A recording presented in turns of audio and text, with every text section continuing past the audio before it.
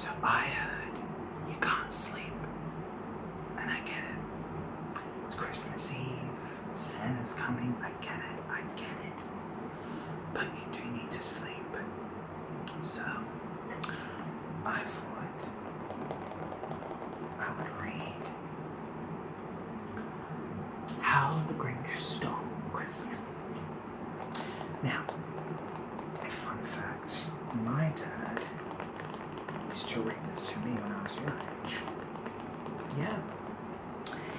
And it actually helped me to sleep, so I thought it could help you.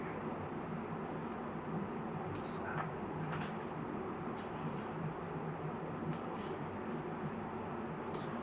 How the Grinch Stole Christmas by Dr. Seuss.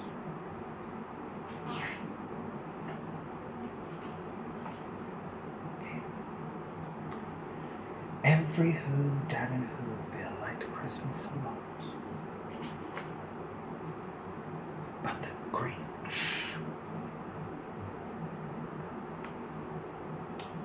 who lived just north of Whoville, did not. The Grinch hated Christmas, the whole Christmas season. Now please don't ask why. No one quite knows the reason. It could be his head wasn't screwed on just right. It could be perhaps that his shoes were too tight. But I think the most likely reason of all may have been that his heart was 2 sizes too small.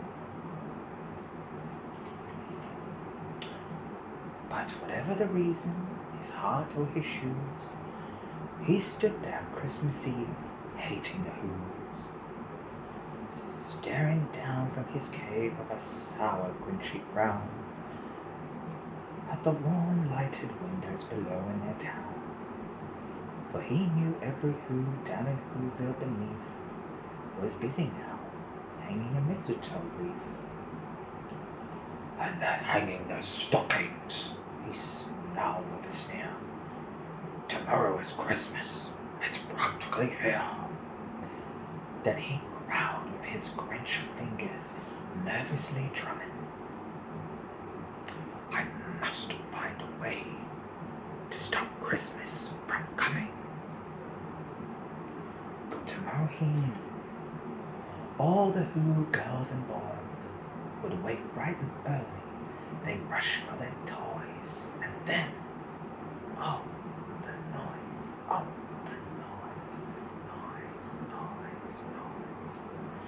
That's one thing he hated, the noise.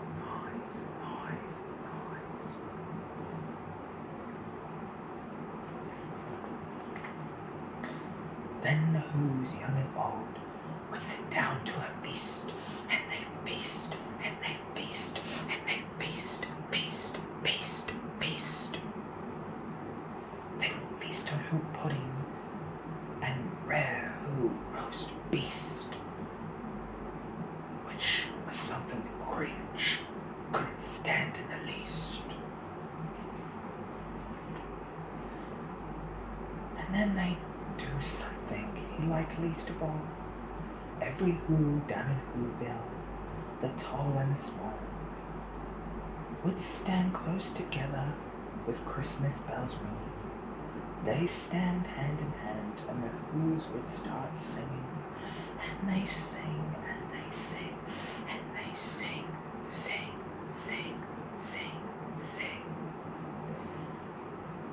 And the more the Grinch thought of this Who Christmas sing, the more the Grinch thought, I must stop this whole thing. Why, for 53 years I put up with it now. I must stop this Christmas from coming. But how? Very good idea. An awful idea. The Grinch got a wonderful, awful idea.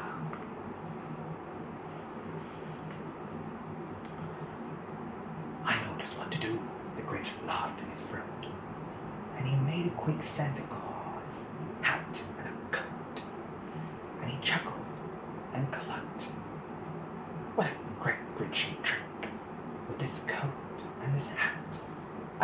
like St. Nick. All I need is a reindeer. The Grinch looked around. But since reindeer is scarce, there was none to be found. Did that stop the old Grinch? No. The Grinch simply said, if I can't find a reindeer, I'll make one instead. So he called his dog Max. Then he took some red thread and he tied a big horn on the top of his head.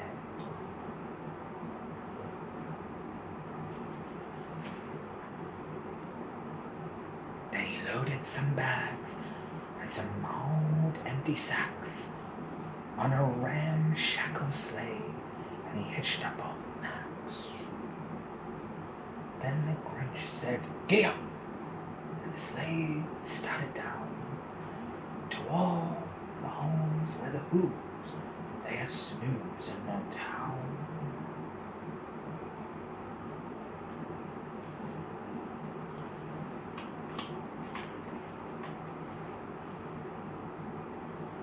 All their windows were dark. Quiet snow filled the air. All the Who's who were all dreaming sweet dreams without care. When he came to the first little house on the square, "This is stop number 1," the old Grinchy claws hissed. And he climbed to the roof, empty bags in his fist.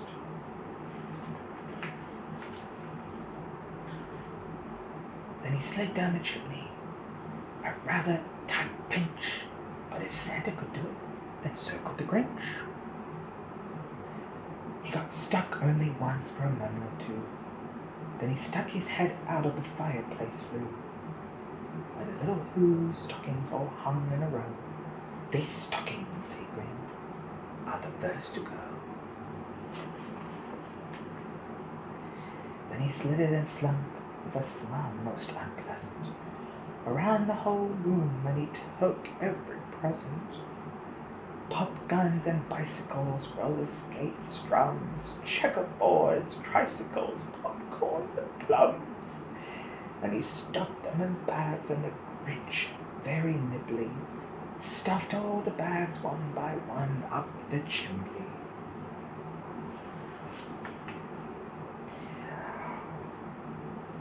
Then he slunk to the icebox. He took the Who's feast.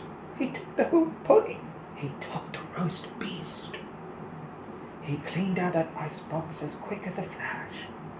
Why, that Grinch even took that last can of Who hash.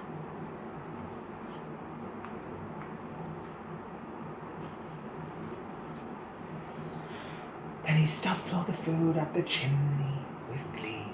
And now, grinned the Grinch, I will stuff up the tree. And the Grinch grabbed the tree and he started to shove when he heard a small sound like the coo of a dove. He turned around fast and he saw a small Who, Lindu, Cindy Lou who was not more than 2. The Grinch had been caught by this tiny Who daughter, who got out of her bed for a cup of cold water. She stared at the Grinch and said, "Santa Claus, why? Why are you taking our Christmas tree? Why?" But you know that old Grinch was so smart and so slick. He thought up a lie and he thought it up quick. "Why, my little tot," the fake Santa Claus lied, "there's a light on this tree that won't light on one side. So I'm taking it home to my workshop, my dear. I'll fix it up there, then I'll bring it back here." And his fib fooled the child, and he patted her head, and he got her a drink, and he sent her to bed. And when Cindy Lou Who went to bed with her cup, he went to the chimney and stuffed the tree up.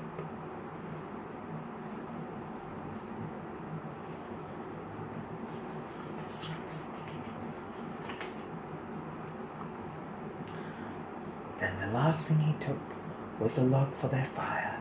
Then he went up the chimney, himself the old liar. On their walls he left nothing but hooks and some wire. And one speck of food that he left in the house was a crumb that was even too small for a mouse.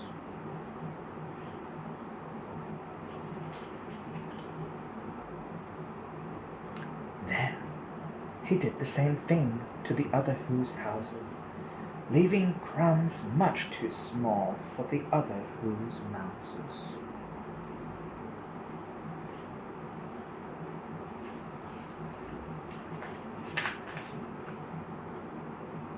It was dawn, all the Who's still abed, all the Who's still a-snooze, when he packed up his sled.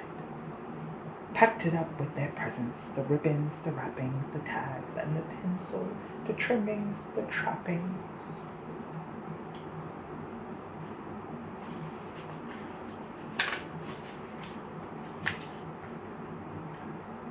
3,000 feet up the side of Mount Crumpet, he rode his load to the tip-top to dump it. Pooh, pooh, to the Who's, he was grinchily humming. They're finding out now that no Christmas is coming. They're just waking up. I know just what they'll do. Their mouths will hang open a minute or two. Then the Who's down in Whoville will cry, boo-hoo.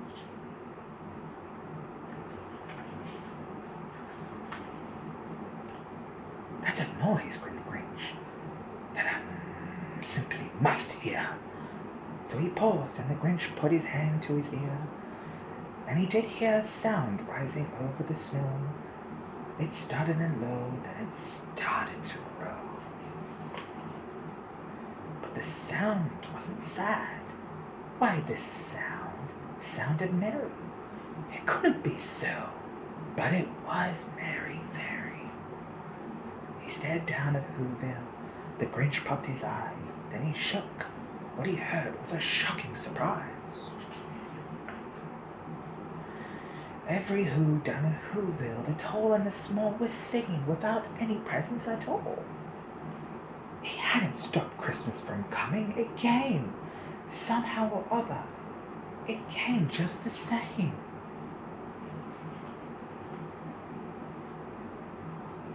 And the Grinch, with his Grinch feet ice cold in the snow, stood puzzling and puzzling. How could it be so? It came without ribbons, it came without tags, it came without packages, boxes, or bags, and he puzzled for hours till his puzzler was sore. Then the Grinch thought of something he hadn't before. Maybe Christmas, he thought, doesn't come from a store. Maybe Christmas perhaps means a little bit more.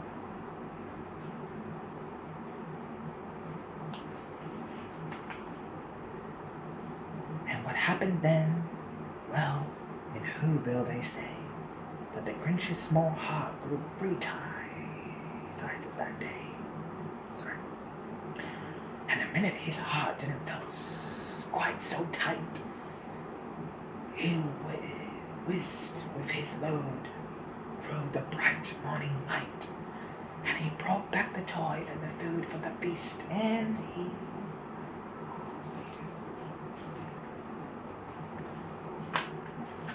he himself, the Grinch, carved the roast beast.